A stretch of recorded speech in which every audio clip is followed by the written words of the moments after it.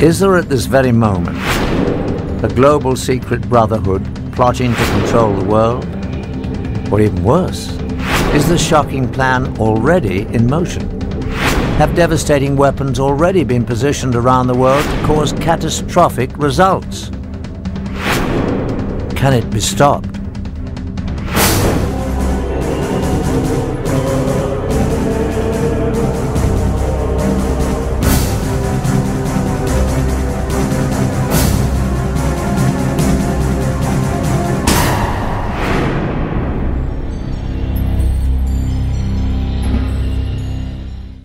Hello, I'm Patrick McNee. The Illuminati is said to be a global secret society that has been operating for centuries. A hidden brotherhood that includes some of the world's most influential people, people of all races and religions that hold top positions in government, churches, business, education, science, medicine, military, financial, and charitable institutions. A secret fraternity whose sole purpose is to take over control of the entire world's resources, finances, and its people. If such a powerful secret society does exist, it represents the ultimate threat to the free world. In fact, it means that right now there is actually no free world at all. Some say it's preposterous, but now for the first time ever we have obtained proof that not only such a global secret organization does exist, but it has infiltrated two of the most powerful intelligence agencies in the world. What's more, weapons of mass destruction have been hidden in the USA and other countries for future use. How could this happen? To get at the truth, we must first explore the dark reaches of the world's secret societies, whose history, rituals, and very existence are shrouded in mystery. Secret societies have existed for thousands of years. They all have one thing in common: unique knowledge, which they swear by oath to keep secret. For armed with this knowledge, limited to themselves, they believe they can control others. One of the earliest secret societies still exists today, the Masons.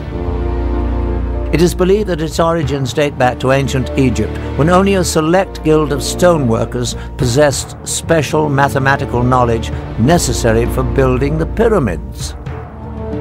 Throughout history, Masons kept their methods to themselves so that only they could build the great structures throughout time that still stand today. First, the pyramids, and on to the great castles and cathedrals of Europe. But secret societies were not limited to tradesmen. The word assassin has its roots in a secret brotherhood of Shiite Muslim warriors that controlled northern Syria during the time of the early Crusades in the 11th century. Their speciality: they had perfected the art of killing. The sect was founded by Hassan-i-Sabah, called the Old Man of the Mountain, who ruled from a remote stronghold.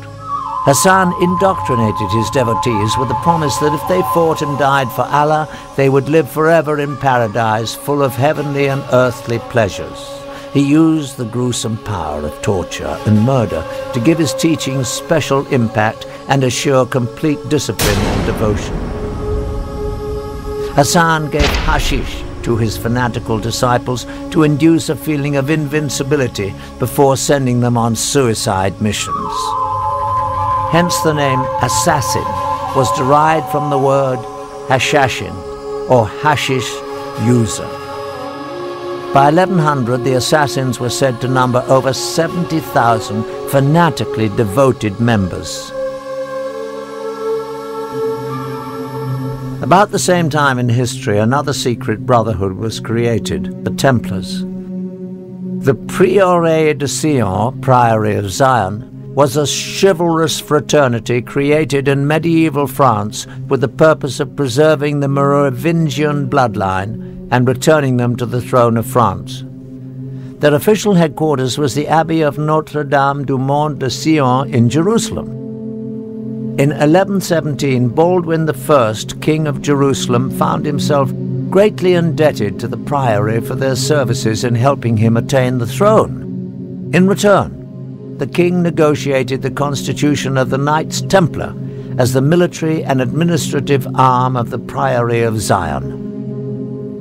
The Knights Templar had been created 10 years before for the purpose of safeguarding pilgrims on the road to the Holy Land.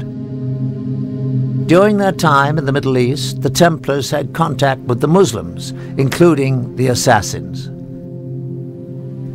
In fact, after the Crusades, because of the enemies they had in common, the Assassins took refuge among the Templars, imprinting the Christian soldiers with much of their fanatical and deadly ideas.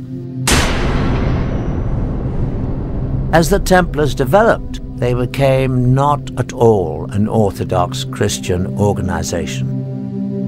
But their secret rituals and doctrine were much more mystical, heretic, and occult-oriented.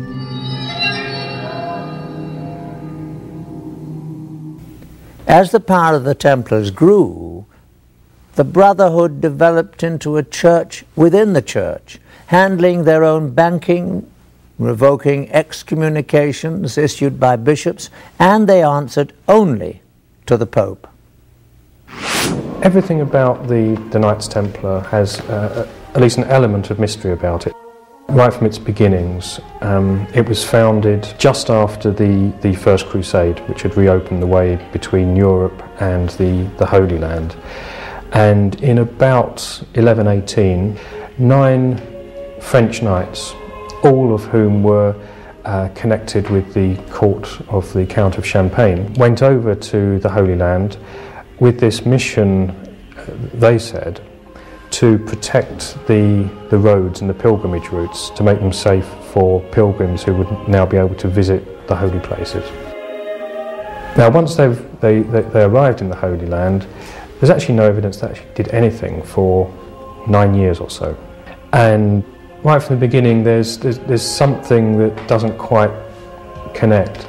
And there's other evidence that this mission of protecting the pilgrimage routes was actually just a cover story. They actually went there for another reason. For some reason, these 9 knights thought that there was something to be found there. There's certainly evidence that they excavated beneath the Temple Mount. Archaeologists have actually found Templar artifacts from those excavations.